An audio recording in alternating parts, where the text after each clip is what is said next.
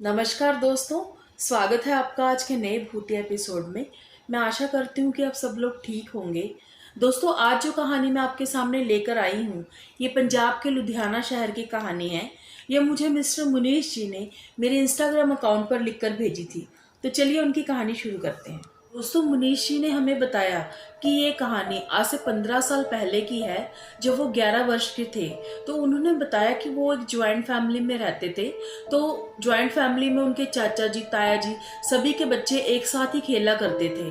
तो ये कहानी जो है ये लुधियाना के हैब्बोवाल सितेरिए की है, जहाँ आज अमर स्वीट शॉप के नाम से एक फेमस दुकान है। लेकिन वो पहले उनका घर और फैक्ट्री हुआ करते थे।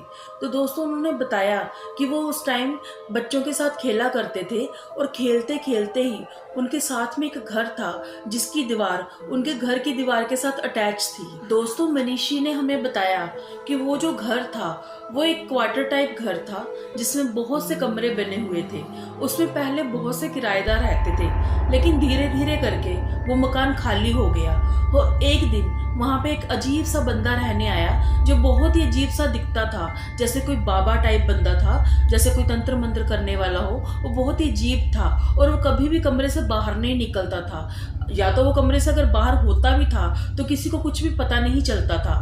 तो एक दिन क्या हुआ कि जो मनीषी थे वो अपने भाई बहनों के साथ उस घर की छत की तरफ जाने लगे।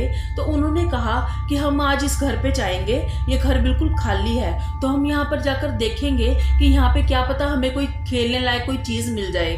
तो वो अपने भाई बहनों के साथ उस घर की छत पर चले गए। दोस्तों, जो उस घर की छत थी वो बिल्कुल ओपन थी, तो नीचे सीढ़ियों से कोई भी उस घर में घुस सकता था।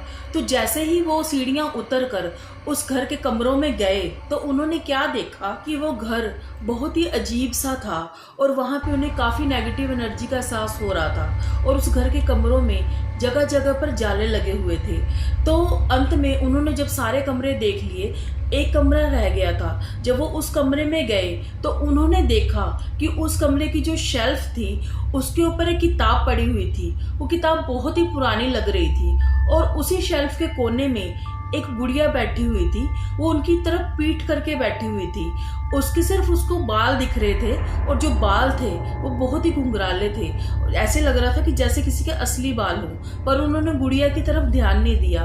उन्होंने किताब को उठाया और देखा कि ये बहुत ही पुरानी किताब है। उन्होंने सोचा कि शायद ये हमारे काम आ जाएगी, तो वो उस किताब को लेकर अपने घर आ गए। तो मुनीश जी उस किताब को घर ले आए। जब वो उस किताब को घर लेकर आए तो अपने भाई बहनों के साथ वो किताब पढ़ने लग गए। तो उस किताब के पहले पन्ने पर लिखा हुआ था कि अगर इस किताब को किसी ने पढ़ा तो उसे पूरा पढ़ना होगा। अगर बीच में किसी ने अधूरा छोड़ा तो उसके साथ किसी भी तरह की कोई भी अनहोनी हो सकती है। तो मुनीश जी और उसके भाई बहन वो किताब खोलकर देखने लग गए। तो उस किताब में बहुत सारे मंत्र लिखे हुए थे। कुछ उर्दू भाषा में लिखे हुए थे, कुछ हिंदी भाषा में लिखे हुए थे और काफ़ी यंत्रों की भी तस्वीर बनी हुई थी और अजीब सी तस्वीरें थी। भूत प्रेत की तस्वीरें थी, बहुत ही विचलित कर देने वाली तस्वीरें भी थी। और ये देखकर वो सभी बहुत ज़्यादा डर गए। और उनकी जो दीदी थी वो थोड़ी बड़ी थी, तो उन्होंने कहा कि ये किताब मुझे अच्छी ठीक नहीं लग रही है, तुम ये किताब को वापस रखाओ, नहीं तो हम सब किसी ना किसी प्रॉब्लम में आ जाएंगे। तो ये सुनकर मुनीश ने वो उस किताब आधी ही छोड़ दी और इस किताब को वापस रखने के लिए वो उसी घर पे वापस गया और उसी घर की सीढ़ियों के सहारे वो उस घर के कमरे तक पहुंच गया। जैसे ही मुनीश उस घर के कमरे की तरफ पहुंचा तो उसने वो किताब उस शेल्फ पर रख दी और जैसे ही वो जाने लगा तो उसने देखा कि जो गुड़िया उसकी तरफ पीठ करके बैठी हुई थी अब वो किनारे पर आकर लेटी हुई थी और आंखें खुली थी और उसकी तरफ देख के घूर रही थी और एक दो बार उसने अपनी पलकें भी झपकाई। और ये देखकर मुनीश बहुत ज़्यादा डर गया, इतना ज़्यादा डर गया कि वो वहाँ से भागने की कोशिश कर रहा था, लेकिन उसकी टांगें चल ही नहीं रही थी। उसे ऐसे लग रहा था कि जैसे किसी ने उसको ज़ोर से जकड़ लिया हो। फिर उसने बड़ी मुश्किल से अपने पाँव को आगे किया और बड़ी मुश्किल से धीरे धीरे वो अपनी छत की सीढ़ियों पर गया और वहाँ से भाग गया। और जैसे ही मुनीश घर आया वो बहुत ज़्यादा डरा हुआ था।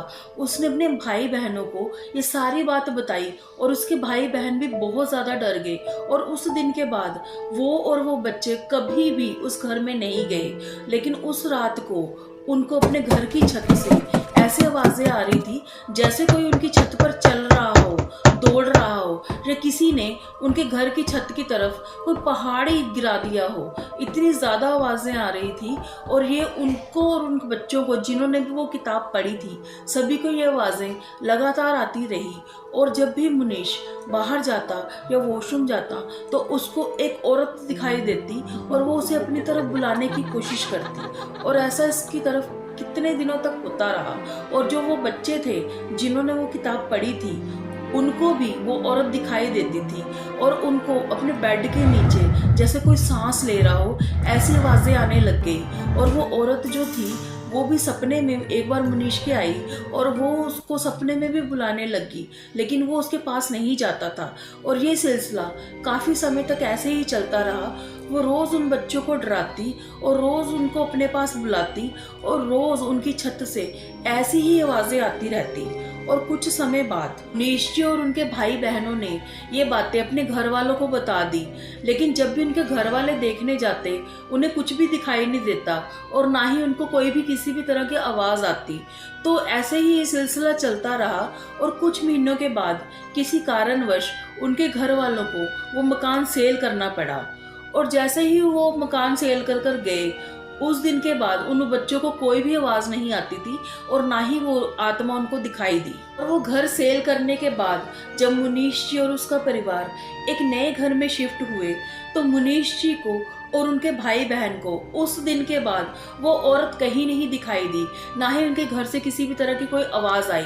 लेकिन जिस घर को उन्होंने चेंज किया था, आज उस घर की जगह पे एक मशहूर शॉप खुल गई है जो कि अमर स्वीट्स के नाम से प्रसिद्ध है, और वो जो शॉप है वो आज भी वहाँ पर स्थित है। दोस्तों, मुनीश जी और उनके भाई बहन आज भी उस बात को याद करते हैं तो वो बहुत ज़्यादा डर जाते हैं। ये शुक्र है कि उन्होंने वो घर सेल कर दिया।